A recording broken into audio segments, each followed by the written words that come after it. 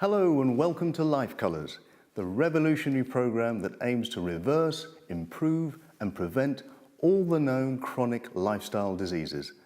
Today we're going to be talking about diabetes. Do you know anyone who has a sweet tooth? Well, sometimes a sweet tooth can produce a bitter harvest. We're going to be finding out from diabetes right now.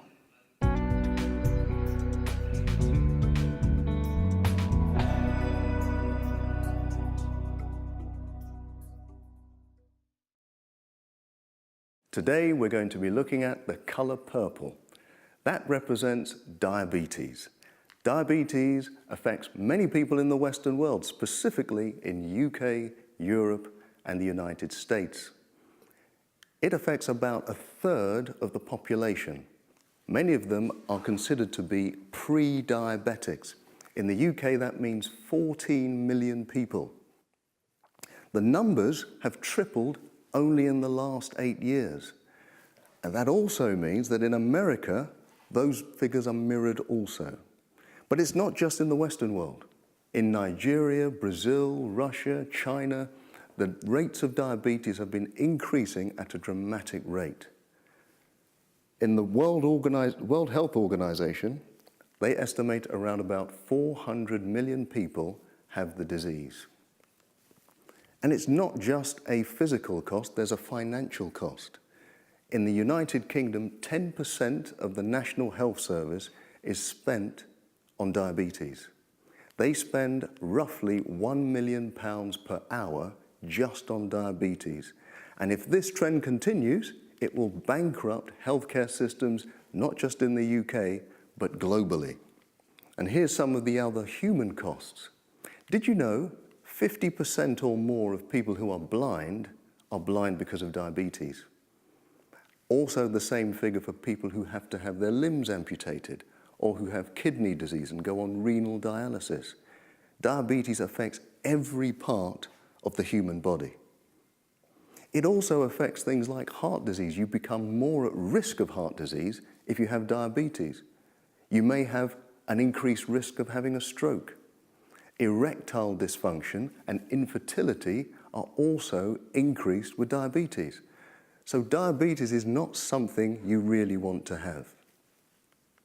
Here is a graph of the rates of diabetes rapidly rising in America.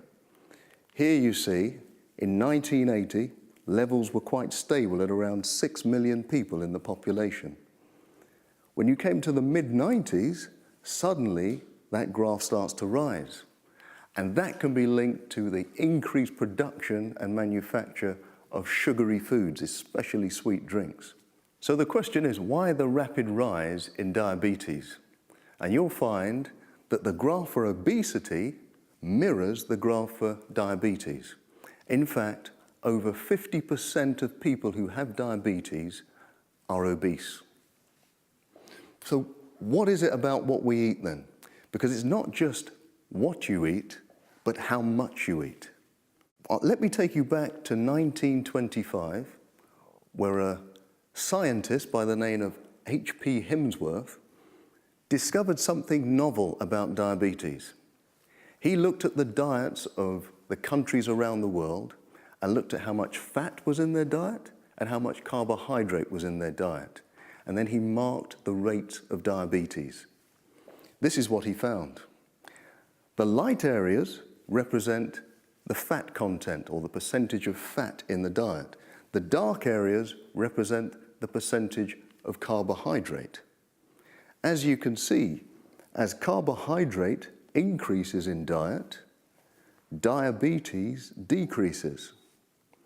And as fat decreases in the diet, diabetes decreases with it. So he discovered that actually carbohydrates in your diet are good for you if you're diabetic, but fats are bad for you. In Japan, here on the left, they have a very low fat content and very high carbohydrate content. Many people like to think that carbohydrates are bad for you, especially if you want to lose weight. That's not actually true. The truth is that complex carbohydrates found in vegetables, fruits, greens, beans are excellent for you if you're a diabetic. It's the simple, refined carbohydrates that do all the damage.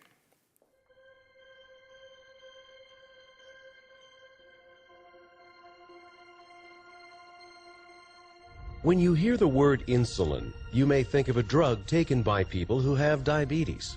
While this is true, what you may not know is that insulin is one of the many hormones created in the human body. Insulin is important to the body. It allows blood sugar, or glucose, to get into cells to provide them with energy. When you eat, your body breaks down food into glucose in your small intestine. This is your body's source of energy for everything it does, from working and thinking to exercising and healing. Glucose travels through your bloodstream looking for individual cells that need energy. For glucose to get into the cells, it requires insulin. Insulin is the key that unlocks cells for glucose to enter and deliver energy.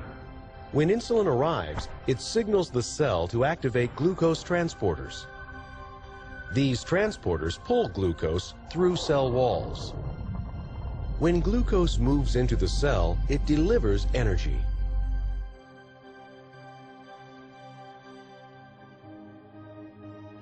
Insulin is normally produced in the pancreas. When glucose enters your bloodstream, the pancreas matches it with the right amount of insulin to move glucose into your cells. In people with type 2 diabetes, the pancreas may not be doing its entire job. It may produce less and less insulin over time. If this happens, there isn't enough insulin in the bloodstream to unlock cells. With the cells locked, glucose can't get where it is needed to provide energy. In some type 2 diabetes patients, cells build up a resistance to insulin. Even though there may be enough insulin in the bloodstream, it can't unlock cells to allow glucose to enter. As a result, it takes more insulin to find the right key to unlock the cell for glucose. This makes it more difficult for cells to get the energy they need. When glucose can't get into cells, either because there isn't enough insulin or because the body is resisting it, glucose begins to build up in the bloodstream. As a result, all that energy is wasted. It does not get to cells where it is needed. Without glucose in your cells, they lack the energy they require to keep your body working. That video explains exactly how diabetes works. I like to use a different scenario. When I was a child, I used to play a little game called Knock Down Ginger on the streets of England. Never heard of it? I'm sure you would understand. Knock Down Ginger was a game where you rang the bell of somebody's home and ran away. When the person came to the door, there was no one there, so they'd go back inside. But if I was being really cheeky, I would come back to the same door and ring on the bell again. The person would come out. After several times, no matter how many times you rang on the bell, nobody would answer the door. And this highlights the way that diabetes works. As you saw in the video, if your cells are constantly exposed to insulin to take in the blood sugar, eventually your cells become insulin resistant. They no longer open the door to glucose. When that happens, your blood glucose increases and the glucose becomes quite toxic to your system. And if your blood sugar increases, your brain says, well, we need more insulin. So it releases more insulin, making your cells even more resistant, and the blood sugar increases even more. The question is, what can I do about it? Well, the first thing you have to do is see your doctor. Never try anything or any lifestyle program without discussing it and partnering with your doctor.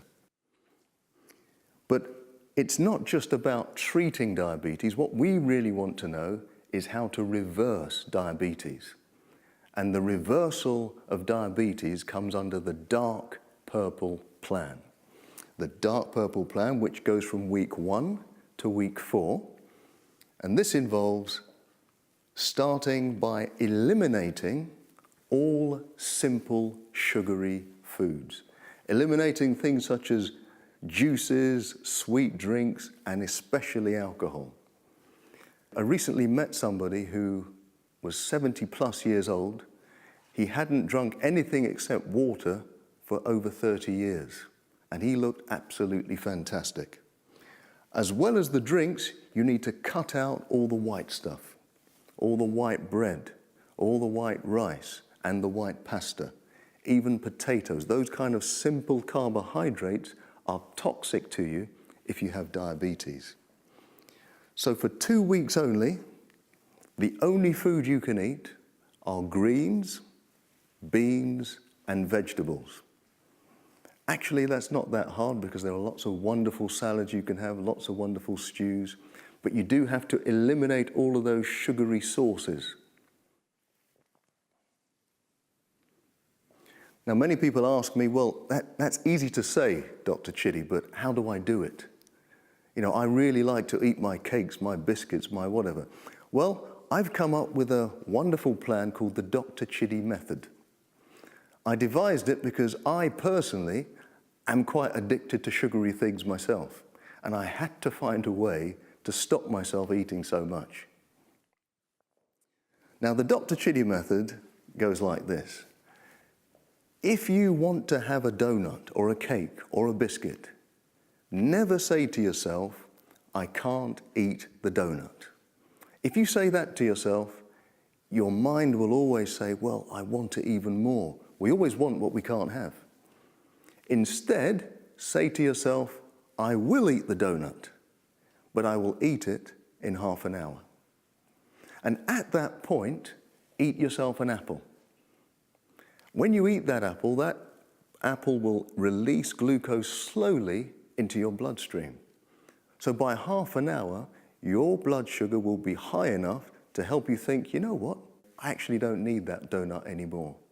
It gives you that extra boost to overcome that craving. Now, some of you may say, well, what about after half an hour if I still want to eat that donut? Well, have another apple or have a carrot or something, try that again. And I guarantee that 9 times out of 10, it will take away the desire for the donut. So I call it the Dr. Chitty method because really it stands for choose to have it, but delay it. Choose to have it, choose to have the donut, don't resist it, but delay it for half an hour, eat the apple, and the desire will go away.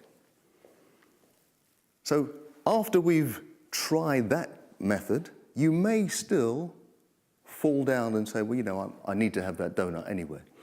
Well, some of us, when we eat one donut or one chocolate, we want to eat the whole packet. I know I have that problem myself. So what can you do to interrupt that feeding? When it comes to eating, make sure you limit yourself to 2 meals per day. And after every meal, have a walk of about 60 minutes to 30 minutes. That is very important because it means that your blood sugar will always be quite stable. There'll be no high spikes in blood sugar and there'll be no high spikes in insulin. Very important that before you eat and after you've done that walk, check your blood glucose. Because in the first few weeks, your blood sugars may be going up and down differently to what you would imagine. And again, I repeat to you, make sure that you only drink water. If your blood pressure is okay, you may be able to introduce some higher resistance exercise, especially exercising your legs because they're big muscles and they will absorb much of the glucose. As well as the drinking and the eating, you have to manage stress levels. That is part of the black lifestyle in Lifecolours. So it's very important that you practice patience and eliminate things like bitterness that are effective in the blue and the red lifestyle.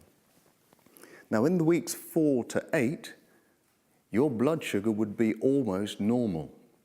So with your doctor's permission, you should be reducing or eliminating your medication. So the purple lifestyle is the same as the dark purple lifestyle. And it just means that you can now start to add in things like whole grain, breads, rice or pasta, or a piece of fruit. You can either or them each day. Now, if your blood glucose levels ever rise up again, whilst you're eating a piece of fruit or having some of the carbohydrate, it's very important that you go back to the dark purple lifestyle for at least a week until your blood sugars start to stabilize again. So preventing diabetes is for the rest of your life. And what you must now be able to do, you can add more carbohydrates to your meal every day and fruit, and your blood sugar should stay normal. You can also limit your meat intake to once or twice per week. You don't have to have any meat at this stage, but for those of you who feel that you must have some meat, you can just limit it to once or twice a week. And if you have to have a sweet drink, try not to have the juices. Instead, try to have the smoothies that are a blend and still have all the fiber within them. And limit that also to twice per week. Essentially, at the heart of diabetes is the matter of self-control. The Dr. Chidi method helps you get there slightly, but you're going to have to practice this throughout your life. And things that will help you are being involved in activities you like to do. For example, certain types of exercise will help with your levels of self-control. But if you follow the purple lifestyle plan, you will eventually be free of diabetes. And that is a way to live your life with color. Thank you.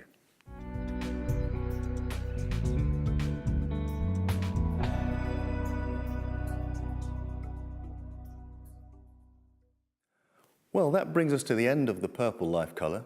I hope it's been useful to you. For more information, please refer to my book, Lifecolours. It has more information about recipes, exercises, and all the practical tips you need. I hope you find that useful too. And you can obviously follow me on Twitter at Dr. Chidi 24/7. But until next time, I pray and hope that you live your life with color.